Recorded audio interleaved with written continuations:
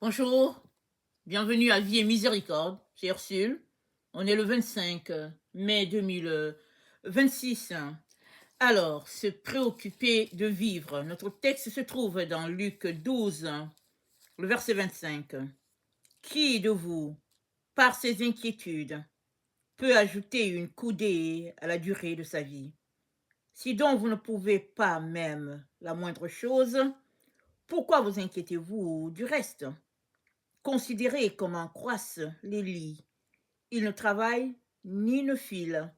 Cependant, je vous dis que Salomon, même dans toute sa gloire, n'a pas été vêtu comme l'un d'eux. Si Dieu revêt ainsi l'herbe qui est aujourd'hui dans les champs et qui demain sera jetée au feu, à combien plus forte raison ne vous vêtira-t-il pas, gens de peu de foi? Et vous, ne cherchez pas ce que vous mangerez et ce que vous boirez, et ne soyez pas inquiets. Car toutes ces choses sont les païens du monde qui les recherchent. Votre Père sait que vous en avez besoin. Cherchez premièrement le royaume de Dieu et toutes ces choses vous seront données par-dessus. Ne crains point, petit troupeau, car votre Père a trouvé bon de vous donner le royaume. Amen. Alors voici les paroles de Jésus-Christ, alors que la foule était autour de lui en train d'entendre ses enseignements. Alors, quelqu'un peut être là, en train de l'écouter, et puis se mettre à sourire. Parce qu'il va se dire, OK, si je ne dois pas me préoccuper de chercher à manger, qui va me donner à manger? Amen. Ça peut être la réaction première. Et même, il y a beaucoup de personnes, n'est-ce pas, qui prennent ces paroles de Jésus à la légère. Et si bien que, bon, c'est là dans la Bible, mais pour eux, ça ne les concerne pas. Parce que, à leur avis, c'est à eux de se chercher à manger. Parce qu'ils vivent, alors il faut bien, n'est-ce pas, surtout si ces personnes ont des familles, si c'est un père de famille, une mère de famille, et qu'ils ont des factures à payer, ils vont se dire, il faut que je m'occupe, hein, n'est-ce pas, des miens, hein, et puis de payer mes factures. Alors c'est à ça que l'être humain a été réduit sur la terre. Alors, n'est-ce pas, avec tout le système en place, alors l'être humain se retrouve à payer les taxes sur les taxes, et puis les taxes, et puis les prix de tout ce qu'il a acheté ne fait que grimper, si bien que l'humain est réduit à un esclave, tout simplement, tellement occupé à courir par-ci, par-là, qu'il n'y a plus le temps vraiment pour chercher Dieu. Mais Dieu aimerait tout simplement que cette façon de voir la vie soit renversée. C'est-à-dire, il aimerait plutôt qu'on se préoccupe de le chercher. Parce que servirait-il à un homme de gagner le monde entier si son âme était perdue? C'est le message de Jésus. Alors, Jésus-Christ se compare, n'est-ce pas, Salomon. Dans toute sa gloire, il était bien vêtu. Le roi Salomon, le roi David avait fait un beau manteau à son fils, un manteau de roi. Amen. Et même une fois devenu roi, on sait que non seulement il était dit homme sage, mais aussi c'est dit que sa richesse, on ne pouvait pas la compter, tellement il était riche. Et pourtant, Jésus-Christ dit, l'herbe est mieux vêtue que Salomon. Que veut-il dire? Alors, si nous regardons l'herbe, ou bien prenons l'exemple du gazon, nous savons que le gazon est là comme un tapis, n'est-ce pas, sur le sol. Là, il n'y a pas le gazon, c'est rigide, c'est dur. Mais quand le gazon est là, alors c'est un tapis moelleux, c'est agréable de marcher dessus. On est paisible, surtout quand il fait chaud et qu'on marche sur l'herbe fraîche, ça fait du bien à la plante des pieds. Et quand il faut s'asseoir, on ne s'assoit pas à même le sol, on peut s'asseoir encore là sur un tapis. Et on peut même s'y coucher, n'est-ce pas? Et quand vient le soir, quand le soleil est parti, toute l'énergie que l'herbe a emmagasinée, n'est-ce pas, sera maintenant redistribuée le soir, la nuit, si bien que la ville pourra respirer. Et puis, donc, l'herbe contribue à ce phénomène de la photosynthèse, et si bien que l'être humain est béni d'avoir autour de lui de l'herbe et tout, et puis bon, ça contribue aussi, n'est-ce pas, à notre santé. Alors, l'herbe ne fait que faire ce qu'elle est venue faire, c'est tout. Elle ne fait rien d'autre. Mais c'est Dieu qui l'a fait pousser. C'est Dieu qui l'a fait être ce qu'elle est. Et à la fin, si elle a fini son temps, et qu'elle a séché, et qu'une autre a poussé, ben c'est que le temps de cette herbe est passé, et puis ben voilà. Et Jésus-Christ dit, cette herbe-là est mieux vêtue que Salomon dans toute sa gloire. Parce que l'herbe fait tout simplement ce qu'elle est venue faire sur la terre. Et c'est ça que Jésus aimerait pour chacun d'entre nous. Que nous nous retrouvons, non à courir après de l'argent, une certaine gloire, un certain poste, mais que nous retrouvons plutôt à chercher Dieu. C'est pourquoi il dit, mais est-ce que tu peux changer quelque chose à ton inquiétude? Si tu es en train de t'inquiéter, ça ne va pas changer la situation. Rien ne va changer la situation. Ce qui va changer, c'est que tu viens devant Dieu, tu bâtis, tu es avec lui, et si c'est une situation inquiétante, lui va te dire, ne t'inquiète pas. On a un exemple dans la Bible. Le roi Saül, avant qu'il devienne roi, n'est-ce pas, cherchait les brebis qui étaient perdues, et puis il ne savait pas où c'était, dans quelle direction ils étaient partis.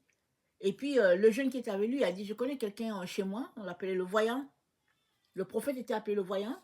Alors il dit allons-y, il va nous dire où se trouvent les bêtes. Donc ils sont allés rencontrer le sacrificateur Samuel. Alors ils arrivent, Samuel lui donne une parole parce que Dieu avait dit à Samuel, le roi d'Israël viendrait dans ta direction. Alors Samuel, non seulement lui dit que, il dit à Saül, tu seras le roi d'Israël, mais il ajoute quelque chose. Il dit, ne t'inquiète pas, pour les animaux, les brebis, ils sont dans telle direction. Amen. Alors, Dieu savait exactement où étaient les animaux et Dieu pouvait dire exactement où les trouver et à quel moment. Amen. Tout ça, c'est pour dire que notre relation avec Dieu est plus importante que tout le reste. Si à tes yeux, ce qui est important, c'est que tu fasses marcher ta compagnie, que tu puisses prendre ton vol parce que tu as une réunion quelque part en Australie, et que bon, il faut régler tel problème à tel endroit, et que bon, il n'y a pas le temps pour Dieu, parce que à telle minute, il faudra que cela se passe, et que tu as une conférence, n'est-ce pas, à travers, n'est-ce pas, les réseaux sociaux, et puis, etc., etc. Ça, c'est ton planning à toi. C'est toi qui cours après ces choses-là, qui te donne, n'est-ce pas, tant d'énergie à gaspiller inutilement. Dieu te dit, rassemble ton énergie, concentre-toi, viens t'asseoir au pied de Dieu. Laisse-le t'enseigner. Laisse-le, n'est-ce pas, te visiter. Laisse-le te dire ce que tu as besoin pour pouvoir atteindre ta destinée sur cette terre. Et le reste, il te dira comment faire pour chercher ton grain de riz. Et même, il se pourrait qu'il te dise, tu n'as plus besoin de t'occuper pour le riz, telle personne va te livrer du riz. C'est moi qui aurais payé. Jésus-Christ est capable de bien de choses. Et c'est ça qu'il aimerait pour chacun d'entre nous à cette heure où nous nous trouvons, à ce 21e siècle, en 2026. Il aimerait que ce soit la gloire de Dieu qui soit l'élément primordial dans notre vie.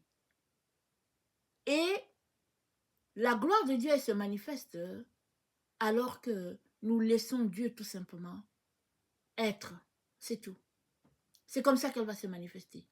Mais si nous courons ça et là afin de régler les problèmes de nourriture, de boissons, d'essence dans la voiture, de loyer à payer, etc., Jésus-Christ appelle ça s'inquiéter. Et qui s'inquiète, n'est-ce pas, ne ne va récolter que de l'inquiétude. Tout cela pour dire que tu as plus de valeur. Ta santé spirituelle est la chose la plus importante pour Dieu. Parce que si tu ne connectes pas à ton Dieu, alors que c'est le temps de te connecter à lui, un jour viendra où tu chercheras à te connecter, mais il sera trop tard. Pourquoi? Pas parce que Dieu t'aura tourné le dos, mais parce que ces choses après lesquelles tu as couru seront là, n'est-ce pas, comme une barrière entre Dieu et toi. Et tu ne pourras plus atteindre Dieu. Ce n'est pas Dieu qui aura mis la barrière, mais les barrières se seront placées. Et si bien que Dieu sera tout simplement relayé au dernier plan, or, n'importe qui sur la terre se présentera un jour devant Dieu pour rendre compte de ses actions sur la terre. Alors, il y a des gens qui aiment dire, au fait, je ne crois pas en Dieu, je n'ai pas la foi. Au fait, je ne crois pas à toutes ces histoires-là. C'est une perte de temps pour moi. Moi, j'ai entendu plein de choses. Mais laissez-moi vous dire ceci. Une fois qu'on traverse la barre, amen, et qu'on est de l'autre côté, et quand les gens disent que oui, il est mort, de l'autre côté, tout le monde est croyant.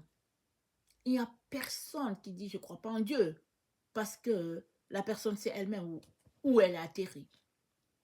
Soit tu as marché avec Dieu, et puis les anges sont venus te récupérer et t'amener dans ta maison du ciel, soit tu n'as pas marché avec lui du tout, et l'endroit où tu te retrouveras te fera réaliser que tu étais bien sur la terre. Tu étais bien sur la terre et que tu es passé tout simplement à côté de la grâce que Dieu t'a donnée de pouvoir te connecter à lui. Là-bas, tout le monde a la foi. Seulement qu'il y en a qui regrettent de n'avoir pas développé leur foi.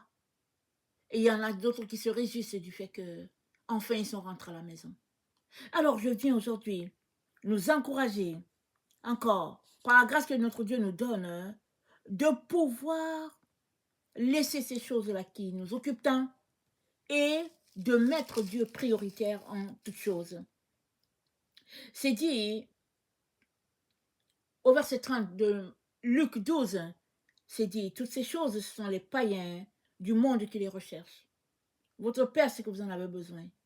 Cherchez plutôt le royaume de Dieu et toutes ces choses vous seront données par-dessus. Amen. Avant de te laisser donc, je viens te dire que tu as besoin d'ouvrir la bouche. De dire au Seigneur, Seigneur, viens à mon secours. J'aimerais que tu sois mon sauveur et mon maître. J'ai passé mon temps à courir après toutes ces choses-là, de ce monde. Mais je me rends compte que j'ai besoin de toi. Pardonne-moi mes erreurs. Aide-moi à te mettre au bon endroit. C'est-à-dire prioritaire dans ma vie. Aide-moi à accomplir ce pourquoi je suis venu sur la terre. Et alors que tu fais cette prière, n'oublie pas d'inviter le Saint-Esprit. Le Saint-Esprit est l'Esprit de Dieu. C'est la portion de l'Esprit de Dieu, ou bien c'est une portion de l'Esprit de Dieu que Dieu t'a donné sur la terre, afin que tu puisses voir les choses du point de vue de Dieu, afin que le Saint-Esprit puisse t'encadrer, te conduire, te dire quoi faire. Il est important que tu l'aies à tes côtés pour qu'il puisse t'aider à réaliser ta destinée sur cette terre. Plusieurs passent à côté, plusieurs méprisent l'Esprit de Dieu, mais c'est cet esprit-là qui a donné à Jésus-Christ d'être victorieux et de triompher. C'est cet esprit-là qui a aidé les apôtres à accomplir la mission de Jésus-Christ jusqu'à ce que c'est arrivé jusqu'à nous.